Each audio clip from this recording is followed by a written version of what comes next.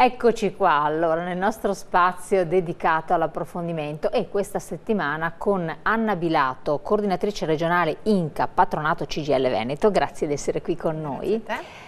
Parleremo dell'ape social e quindi tante novità che sono importanti. Lo spiegheremo bene, tanti di voi l'hanno anche richiesto, anche in occasione dei nostri approfondimenti del venerdì e con le repliche successive. Adesso è arrivato il momento di capire chi riguarda, le persone interessate, quali sono i vantaggi, i benefici, quali invece, giustamente come alcuni di voi ci hanno anche richiesto, le attenzioni da porre. È tutto oro quel che luccica? Che cosa è bene fare o non fare. La massima esperta al riguardo è qui con noi e quindi con pazienza e calma ci ripeterà nuovamente quelli che sono i punti fondamentali. Anna Bilato.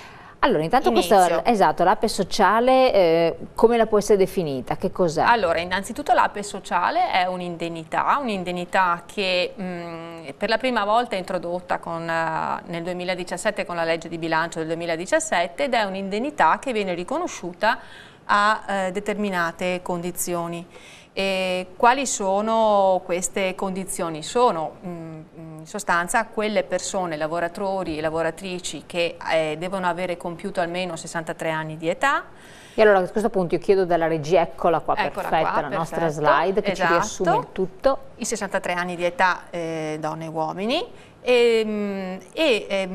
devono avere un'anzianità contributiva, perciò devono avere lavorato per almeno 30 anni, ed avere determinate condizioni per poter accedere con questa, diciamo, anzianità contributiva. Poi esiste un'ulteriore anzianità contributiva che è di 36 anni di contribuzione per coloro che hanno svolto lavori particolarmente gravosi. Poi eventualmente vediamo se c'è il tempo e lo spazio di elencare quali sono questi lavori gravosi. Esatto. L'indennità è un'indennità che viene corrisposta per 12 mensilità all'anno ed è erogata per un importo massimo di 1.500 euro lordi mensili. Ecco, lordi, proprio perché alcuni ci hanno chiesto cosa vuol dire netti circa? Netti, poi il netto viene determinato sulla base dei carichi fiscali che ogni singola persona ha. Se stiamo parlando di una persona con nessun familiare a carico, all'incirca arriverà 1.200 netti circa. Ecco, 1.200, circa siamo sui 1.200 indicativamente, certo. Dopo non massima precisione, perfetto. Perfetto. Poi diciamo, quali sono le altre condizioni che devono avere le persone per poter accedere? Se andiamo sulla slide successiva magari le vediamo, le ulteriori, eccole qua. Ecco, questa è una novità introdotta dalla legge di bilancio del 2018 perché poi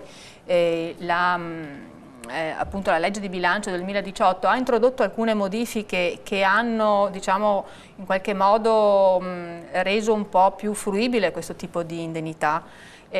Una di queste modifiche è la possibilità per le donne di poter ridurre il requisito contributivo richiesto dei 30 o di 36 anni a seconda di quanti figli hanno avuto.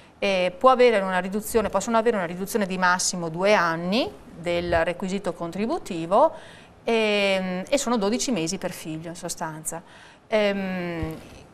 Una lavoratrice con 2 figli potrà avere appunto l'APE sociale non con i 30 anni ma bensì con i 28 se appunto nella condizione di avere appunto due figli. Quindi, così come 34 anziché 36. Continuativi, versati in modo continuativo? No, anche non continuativo. Diciamo che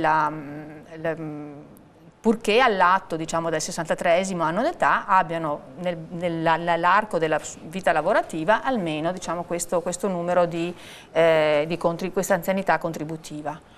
Quali sono le ulteriori condizioni? Perché non finisce qui, esatto. C'è chi può richiedere quest'ape social, perché possono farlo tutti? No, attenzione, andiamo su un'altra slide a questo punto. L'altra slide, e viene proprio elencate quali sono le condizioni, vengono riassunte brevemente le condizioni che devono avere questi lavoratori, appunto si devono trovare almeno in una di queste condizioni. Qual è? iniziamo con i disoccupati, cioè coloro che si trovano ad essere privi di lavoro a seguito di un licenziamento o di una diciamo, risoluzione consensuale del rapporto di lavoro. Comunque, quindi anche le dimissioni, una persona che lascia il proprio lavoro o no?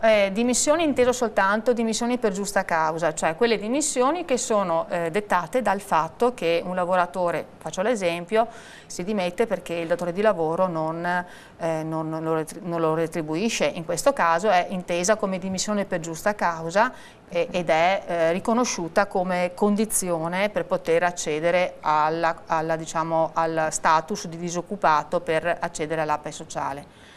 Devono essere poi lavoratori o lavoratrici che hanno beneficiato del trattamento per la disoccupazione che ora si chiama trattamento NASPI, e poi al termine di questa erogazione di questo trattamento devono attendere 3 mesi per poter avere poi il riconoscimento dell'APE sociale. E questa è la categoria di disoccupati, possiamo riassumere in questa diciamo, condizione.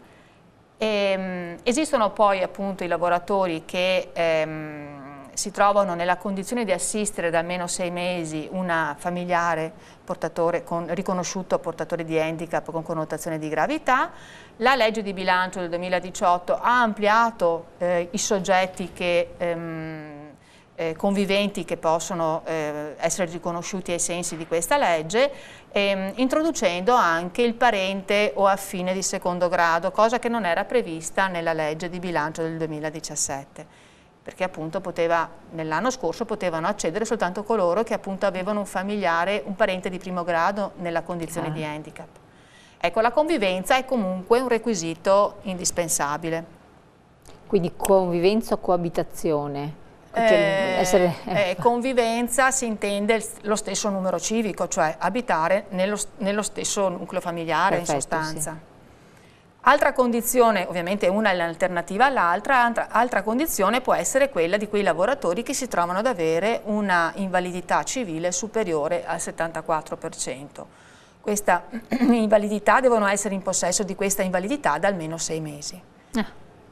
E questa è un'altra condizione. Ultima condizione sono i dipendenti che svolgono da almeno 7 anni negli ultimi 10 anni attività particolarmente difficoltose e rischiose, che sono quella condizione per l'APE sociale che deve avere i 36 anni di contributi anziché i 30. E quindi sono le categorie diciamo un po' particolari. Particolari, sì, che è stata ampliata peraltro la categoria. Esatto, hanno ampliato e sono tantissime casistiche.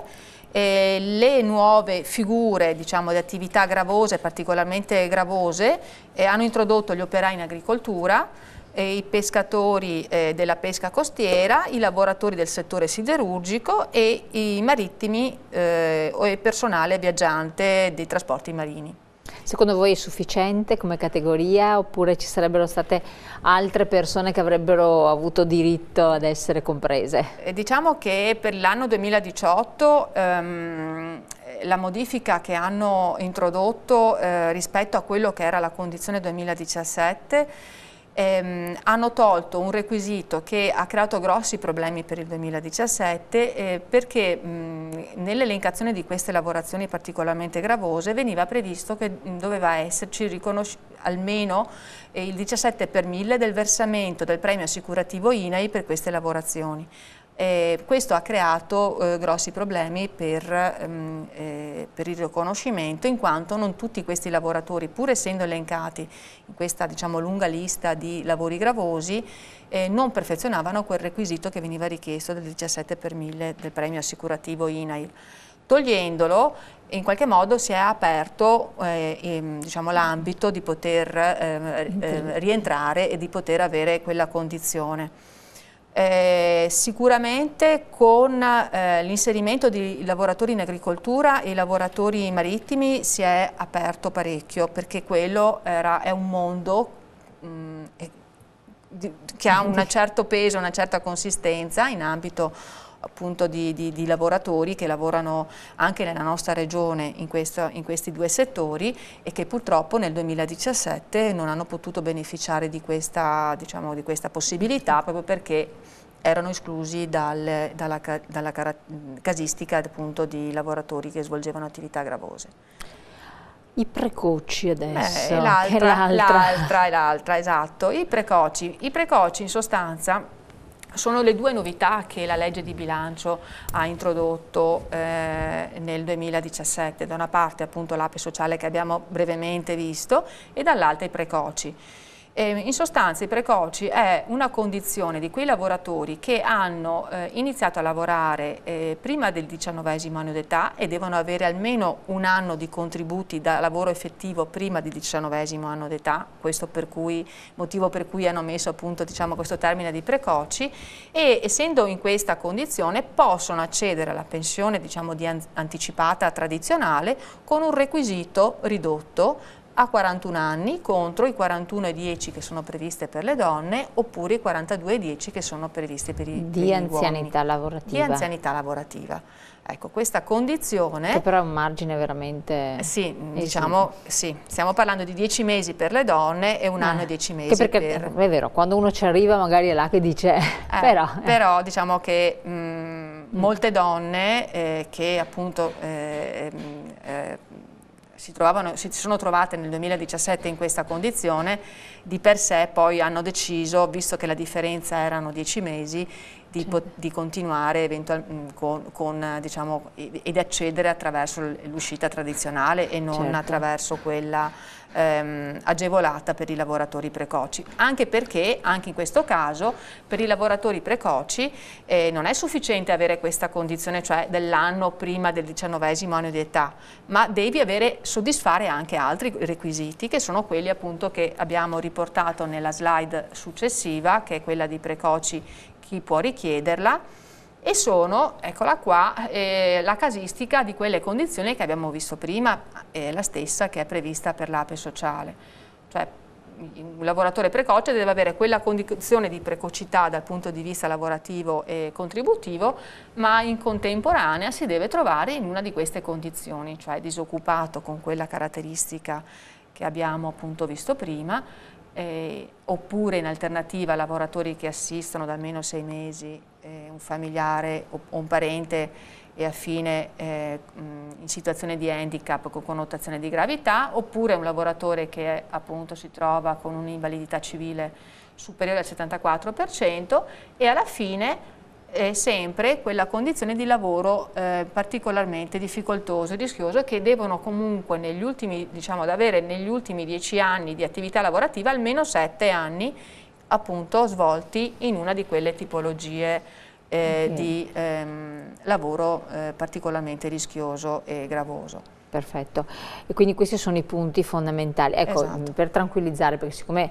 non è semplice, mi rendo conto, è tutto, poi le sedi Inca aiutano a districarsi nelle varie situazioni. Presentando che cosa? Perché poi tanti ci chiedono che cosa bisogna presentare. E questo è uno dei grossi problemi, perché la documentazione è stata oggetto anche di qualche problema nella compilazione, perché l'INPS ha predisposto, le domande si fanno online nella procedura, nel sito dell'INPS, e i patronati hanno le loro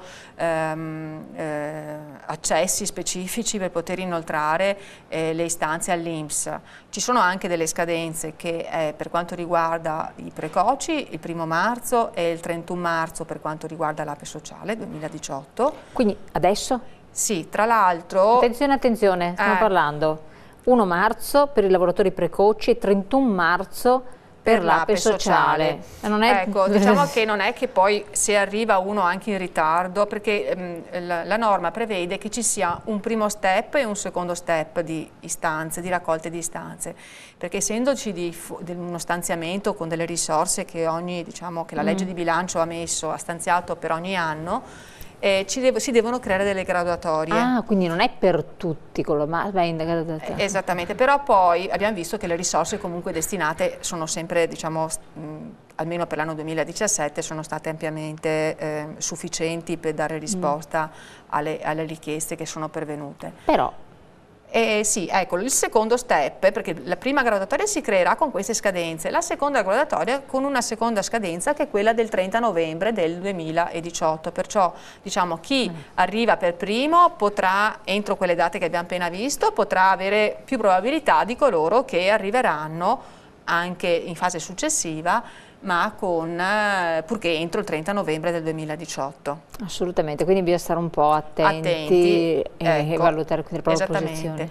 Per la documentazione ci sono dei modelli che vengono predisposti dall'INPS, che trovate nelle sedi dell'INCA, e che devono essere compilati dal datore di lavoro e dal lavoratore e poi trasmessi all'INPS a corredo della domanda che farà l'INCA. Praticamente allora andare dal datore di lavoro, farsi lasciare questi modelli, andare all'INCA, farsi aiutare nella compilazione, tutte le ulteriori domande possono essere fatte a voi come esperti, e poi farlo il prima possibile, perché bisogna entrare in questa graduatoria. C'è una graduatoria, quindi ultima cosa, la consigliate o non la consigliate?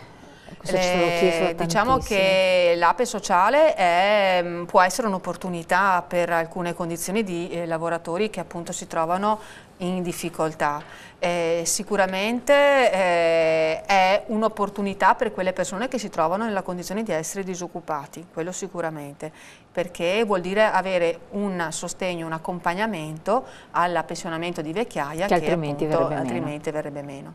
Perfetto, allora grazie Anna Bilatto del suo supporto, grazie a voi come sempre di averci seguito. Ricordatevi quindi SPI-CGIL da un lato ma INCA dall'altro per fare le proprie valutazioni sulla propria situazione pensionistica o per poter accedere a questo tipo di supporto, sussidio, indennità come viene definito. Grazie ancora, adesso dopo la pubblicità noi ci ritroviamo in studio con l'approfondimento invece di attualità.